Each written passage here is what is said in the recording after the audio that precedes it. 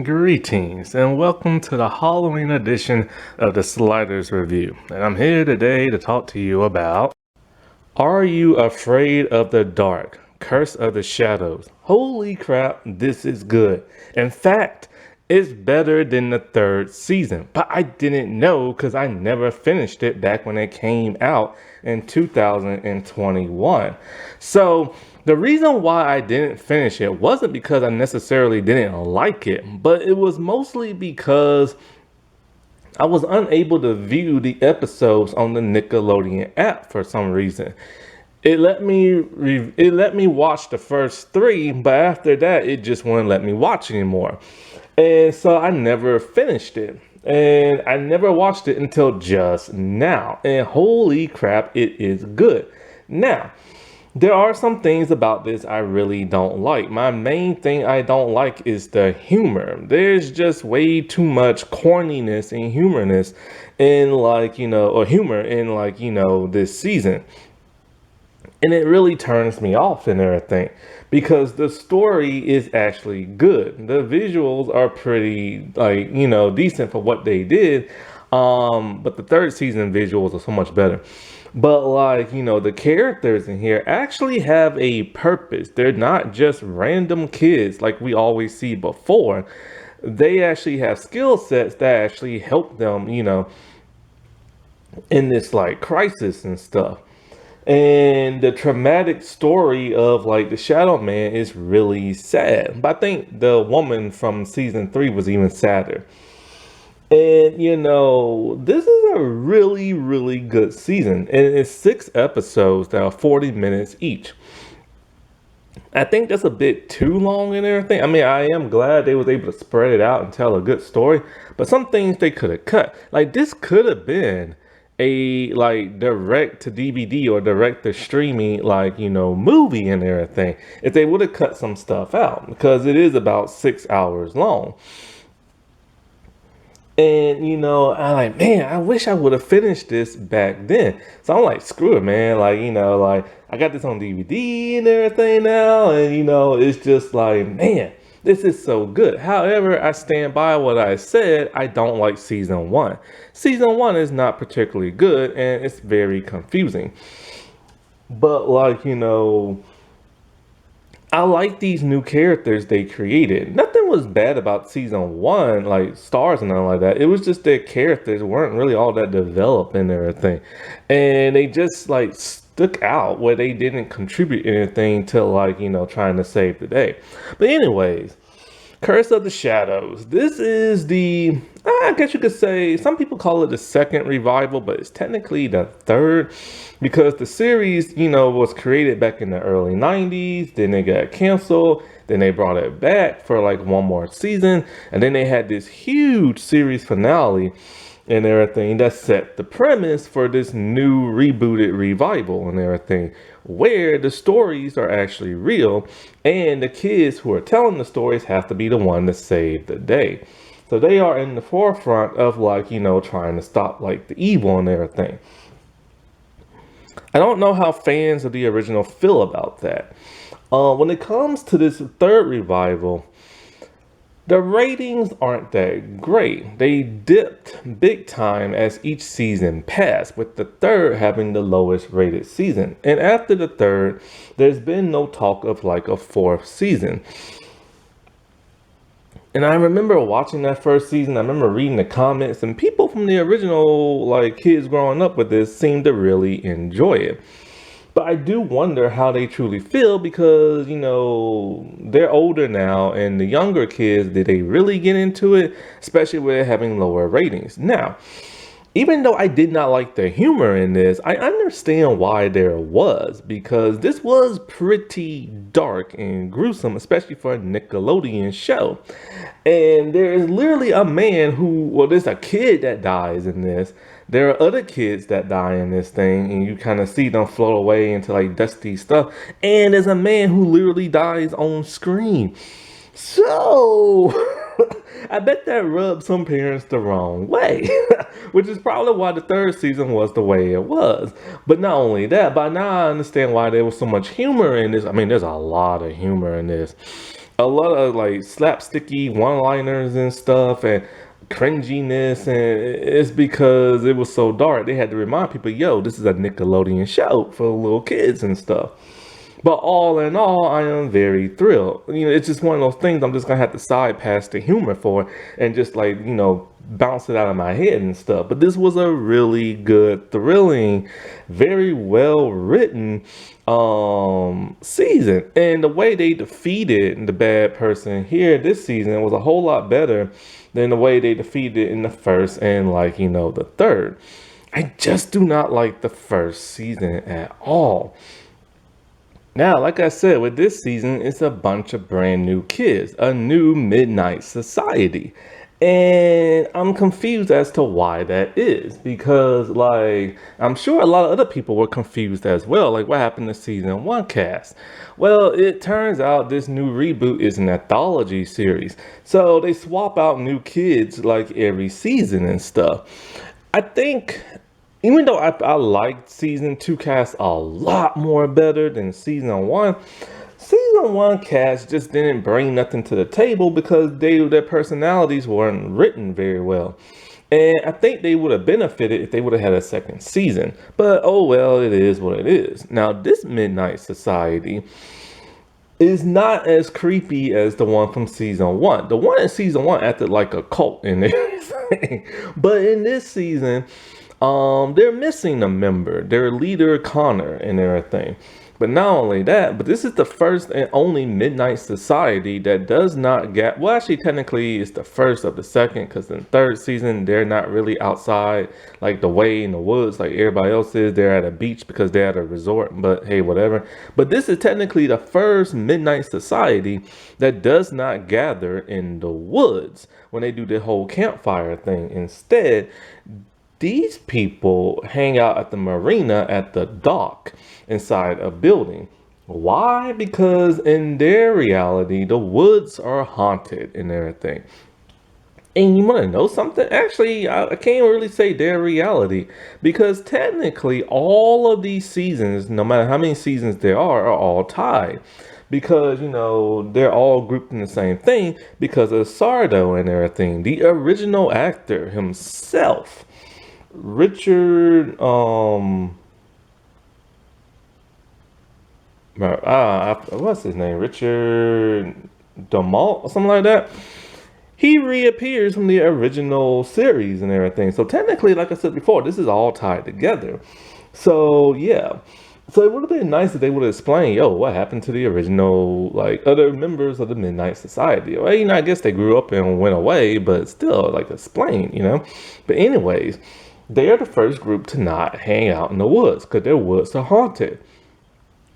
Their woods are haunted by the Shadow Man. Basically, when sun sets, if you're in the woods at night, he will find you and curse you, and then he will hunt you down and take you into the shadow world, and where you will stay forever and ever and ever and ever. And that is pretty creepy. I like that and everything. However, the kids don't know that. They just know people stay out the woods at night. Well, the new group consists of Connor, who is the leader, who has gone missing. Connor's whole thing is that he heard of the story of the Shadow Man. He wanted to see if it was real. And he went to find the Book of Shadows and everything. And sadly got caught by that of the Shadow Man. Luke is technically kind of like the second in command.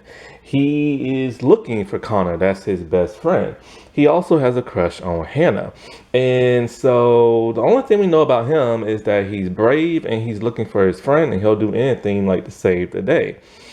Even if it means standing up to the original leader, which he does. Jay is the comic book nerdy dude and comedic relief. Comedic relief. Hannah is a feminist and a advocate, and she's all about saving the world and girl power and stuff. She has a crush on Luke.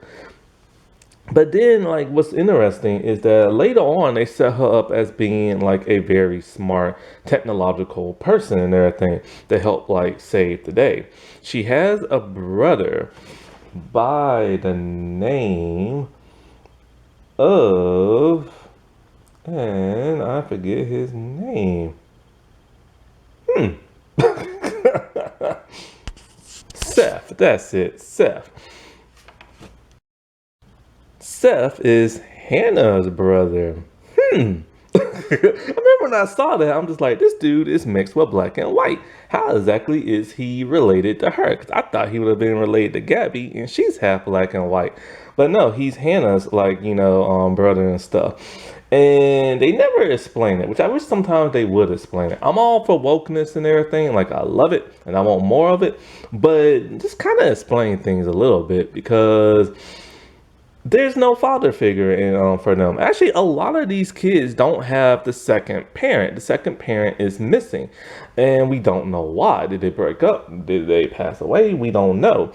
And and I hate seeing this, 'cause this is the third horror-ish type thing I've seen, where I've seen like a biracial black kid, and the father is nowhere to be found. And I hate that, because it's kind of like the father is black, and I hate that whole neglect thing. You know what I'm saying?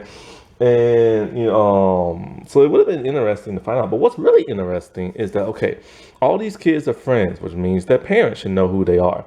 So when Seth has to help, like, the others sneak out because they all get grounded, Hannah is driving, not Hannah, but Gabby is driving her mom's car because she stole it. And Luke's dad can't really see her face, and he's like, "Who is that picking you up?" And he's all like, "Oh, it's my mom. Oh, it's my other mom." And so Luke's dad's like, "Oh, she looks different." And I'm thinking to myself, wait, hold up. Shouldn't he know if, like, Seth and Hannah have like two moms or not? So I'm thinking the dad is not in the picture, because they have two different dads. And so that's like really interesting. But Seth is like the youngest of the group, and he's all about magic and stuff. He grows like a bond with Sardo, but I really get tired of seeing the adults bond with like little kids. That's just so weird. It reminds me of the Hardy Boys from like the Hulu series. But anyway, Seth is technically not the sixth member. He's just Hannah's little annoying brother, who's like annoying in the comedic way. So, comedy again. But like when Connor goes missing and then Seth ends up getting cursed, he tells them straight up, "Look, man, I'm gonna be a part of this no matter what." So they initiate him in, but he doesn't have a scary story. So instead, he has to tell a scary detail about each of the members. And since he's always in their business, and he always shows up and sneaking around and eavesdropping about where they're gonna be and spying on them. So he knows each and every one of their dark secrets and everything. And he gets initiated that way instead of like telling the story. And we have that of Gabby. Gabby works at a restaurant, and she's looking to get out of town and make something of herself. She's very intelligent, but then it's weird. They use her intelligence once when she gets captured, but then you think she would be the one to be smart and do the technological stuff to help save the day, but then they gave that role to Hannah for some reason, which, oddly enough, I've noticed that even though each of the kids have like a trait that makes them special into saving the day, they double up on that, which is kind of odd and bizarre. But out of all of the six members, she is the only one who can drive. Now, what I mean by double up is that, like, okay, you have one that's the leader, one that's like the headstrong person, you have one who's like, really smart, and then you have the one who's like the comedic relief. So then they double up on that. You have two leaders in the form of Connor and Luke. You have two comedic relief in the form of Seth and Jay, and you have two smart people in the form of that of Hannah and Gabby. So I don't understand why they double up on the personality traits that's supposed to be special in saving the day. So with this season, the group of like four now are looking for Seth because Seth is missing. Luke is very devastated that Connor went missing, because he tried to get him to go along with him and he didn't want to, and this and that. Luke is very brave, and he would do anything to like save his friend. And so they end up going to a magic shop. that is run by the second Sardo and everything. Sardo is the other comedic relief in the show. His is the corny comedic relief with the squeaky voice and everything like that. And it was really odd and off-putting, and it really unsets the mood when you get into all the darkness and the humor when you hear his high-pitched squeaky voice and everything. He is funny, but it's like I did not need humor in this show. But anyway, so he doesn't let nobody in the magic shop unless you say abracadabra, this and that. And it turns out that, Seth goes there often because, he buys stuff from there because he's all into magic. When they ask him, have you seen Connor? He has, in fact, because Connor stole the Book of Shadows from him, or Book of Secrets. I can't remember which one it's called. Anyway, and he wants it back and everything. So the kids, they go looking for like Seth and stuff. And so they have no idea where he is. But they realize that, he might have went to the woods because he told Luke about the whole Shadow Man thing. And so Sardo tells them of the curse. Can't be there past like night. Stay out those woods no matter what. So they set their alarm and they go looking for him, only to be confronted by some weird shadowy thing. So they take off running. The kids all make it out of there, but then they realize something very strange. They are now cursed. See, Sardo told them of the curse of a little girl who went missing. And that story was very creepy. I really enjoyed that, flashback of him telling the story. It was more scarier than what has been presented in the show so far. And, but then Jay realizes, oh crap, his alarm thing was set wrong and they all got cursed by being there past night. So next thing you know, you start to see the Shadow Man. The design on the Shadow Man is horrifying and everything. He's like this long, slender, tree looking man with branches coming out of his head, and he has a skeletal looking face. And he literally walks throughout the shadows and stuff. So he's hunting the kids down one by one. He can appear and reappear out of nowhere as long as there's shadow. His only weakness is the light. So when they shine it on him, he disappears and reappears in the darkness someplace else around them. He has the ability to shut off light.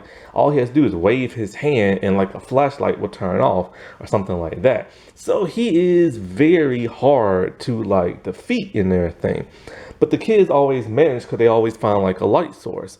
So when they all gather and everything and realize, that they're all cursed, they have to find a way to beat the curse. So they go back to Sardo and everything. And there they ask him to teach them how to do a seance. So they do a seance from the whole story of this June Murphy girl, because somehow Shadow Man is tied to her. So they go to where her home was or something like that, and they do the seance because they can only do it where the person wants you to see something. Now Sardo tells them that ghosts aren't all friendly, and that's why they're gonna need a shadow light. The light will automatically turn on if there's an evil spirit around. And he tells them that ghosts are stuck in purgatory with unfinished business or something they have to say, and that's where the seance comes in handy. So they do the whole spell and they're teleported back in time to the 90s. I think 1996. And there they meet June, but she can't see them. They're just observing the memory that June wants them to see. And that memory is that of the lighthouse. I don't have a picture of June. I just don't. Or her father, so sorry about that. So anyways, what is it? So she shows them what happened with the lighthouse. It's something that both her father and her love, by the dock and everything, shining a light. And then it had to be shut down by the city. And so she did a petition to keep it running, but it did not work. So he turned it off with his skeletal key. And the skeleton key I thought was going to be something big, and it kind of is. So he tosses it over the cliff. She does her petition. It does not work because she's missing 6 signatures on it. So then she tries to climb down the cliff and get the key, but then she slips and falls to her death. I was like, holy crap, I couldn't believe they showed that on screen. And they went there, man, for a Nickelodeon show. Oh, they went there and stuff.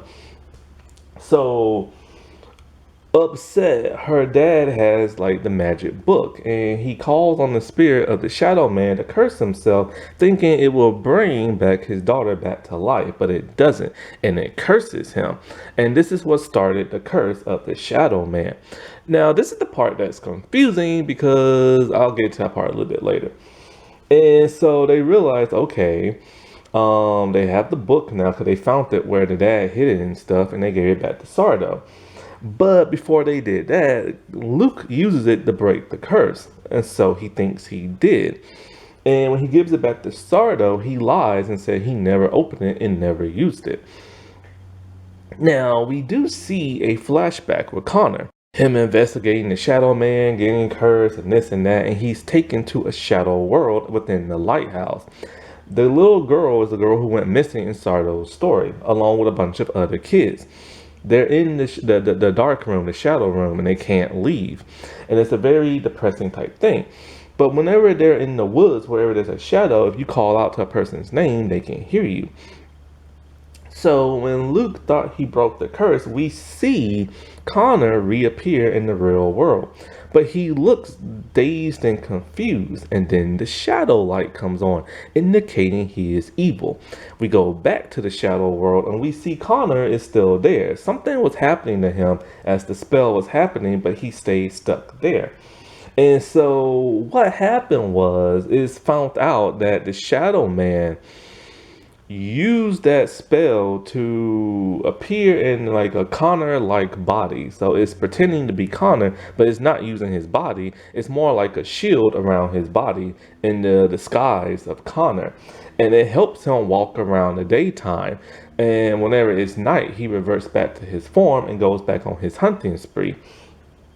When the kids later discover this, they realize that, oh crap, dude, they need Sardo's help and blah, blah, and stuff like that. They need a way to kill the Shadow Man. And so they start using their brains and like prisms and lights and have like lights everywhere to try to stop this dude and stuff. They wound him, but he's stronger now than before. There's a great dream sequence where, well, actually, I'll get to that later. So they're at a glow party, and this is when fake Connor is there. He's causing problems with their parents, and he's trying to get them one by one. And so as they're trying to escape, because he only wants them and them only, Jay decides he's going to sacrifice himself. See, there's a comic book that each of their character is similar to. And Jay is like the shield. He feels like, oh, I'm just like the sidekick and everything. He wants to be the hero. So he sacrifices himself. His death is pretty cool looking. Well, not really death, but going into the shadow world. We see how they go in the shadow world. We see the shadow reflection on the wall of both him and the Shadow Man. And then poof, in like fog, he just disappears. It's like he's being consumed and everything. After that, we get the dream sequence and everything. And the dream sequence is a lot creepier than the show. Basically, each kid gets taken one by one as they're running from the Shadow Man and trying to hide. And it sucks that it's a dream sequence. Anyways, when they try to destroy the Shadow Man, it doesn't work. And they all get taken but Luke. Luke is terrified, and then he makes his way back to Sardo and everything and this and that. And so, like, Sardo is now dead because he didn't talk to Sardo because Sardo was dead. When the kids tried to set a trap for the Shadow Man went to Sardo and threatened his life, and then he killed Sardo right in front of the kids, and we actually see that. He grabs him by the throat, he lifts him up in the air, and he sucks the life force out of him, and his body literally just hits the floor. Like, he died on screen. Then he takes the rest of the kids. Well, Luke, remember the seance, he does it in Sardo's shop because he figures Sardo wanted him to see something. And he did. Sardo was like one step ahead when he got threatened by the Shadow Man, and he wrote something down on the paper. after doing all this investigation and stuff, we see that June's father went to the original Sardo and got the magic book and everything. And so like um the key, the skeleton key for like the doghouse is like the key to help stopping all this, and they have to return what was stolen. Well, they returned the book that was stolen, but what was stolen is more internal. It's the lighthouse, from June and her father. So they have to restore that. So Luke tries to find a way to save his friends now with the sought knowledge that he has. And it turns out, when, like I said before, if you're in the shadow world and somebody's in the darkness, they can hear you call out to them if you're in their vicinity and everything. So he's talking to them and he finds out some cool way to send them the skeleton key to open up the door to the dark, the lighthouse door in the dark world. It works and they all come out. Only problem is the little girl and the rest of the kids who are in the shadow world, they disappear into nothingness when they reach the light because they've been in the darkness for too long. This really upsets Connor and everything to where he does not want the Midnight Society to mess around with the Shadow Man no more. And so like, but Luke says, like, no, I know a spell that can send us back in time and prevent all this from happening. So once again, it's like a redo kind of thing, kind of like the third season. And so like him and Connor literally like, hash it out and everything, because Luke is all like, I'm taking control of the Midnight Society. I don't care if you're the leader, blah, blah. And, we made like a pact and blah, blah, blah, stuff like that. So every kid joins Luke and they convince Connor to come. So they go back in time, but they actually go back in time this time, not just looking at memories. So they know to prevent all this from happening, they have to save June and they have to turn the light on. Now, this is the part that gets confusing. The Shadow Man is back in the past in 1996, but technically he should not be. If June never died, then her father never becomes the Shadow Man, but yet somehow the Shadow Man is there. It doesn't make sense. Kind of like how the bad evil stuff in season 1 makes no sense. But anyways, so the group split up and you have Jay and you have Gabby and they try to save June from falling and they do. Hannah and Seth, they try to get the lights back on at the lighthouse and everything, while that of Connor and Luke try to fight off the Shadow Man and stuff. They're able to do it. They're able to save the day. And they use the lighthouse light to kill the Shadow Man. So now with June not dying, they go back to the present. And now, since June never died, well, first they signed her petition because they need 6 more signatures, and there's 6 more people. So anyway, in the present day, everything is totally fine. Like, June lived to be an adult. She's running for mayor. Her dad never turned into the Shadow Man. And Sardo is alive, but he has no memory of the kids. All until he does. And how does he? Nobody knows. Hannah and Luke, they end up like kissing and being a couple and everything. And so they properly initiate that of Seth into the group. And now, since they're no longer scared of the woods because there's no Shadow Man, now the Midnight Society can follow their tradition of being in the woods and, the puffers, like the glitter stuff and the fire and them telling like a story and this and that. So yeah, I really, really enjoyed like this season, and it's way better than season 1 and a bit more better than season 3. And I think if they would have took out the humor and this would have been on any other streaming, or it would have been like a movie, it would have been a million times more better and stuff. But that humor does kind of weigh you down, because here you having all this intense suspense, like horror type stuff, and then it's not only humor, but it's cringy humor at that. And it just kind of takes you out of the picture. But other than that, this season was awesome, man. That wasn't that spooky. Alright, well, I shall talk to y'all later. Bye.